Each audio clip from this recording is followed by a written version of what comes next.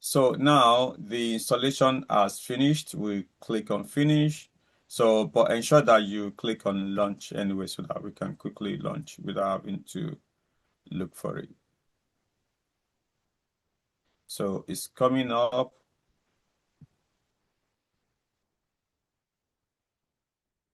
And this is it now. Okay.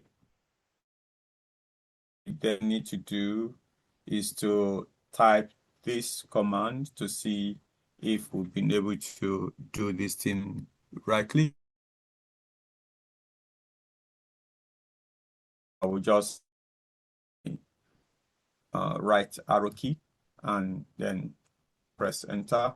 So apparently I've got version 7.64, which is really fine. So that is it. So that is step A1 done anyway. So thank you. So the next step that we're going to do is A2. Okay.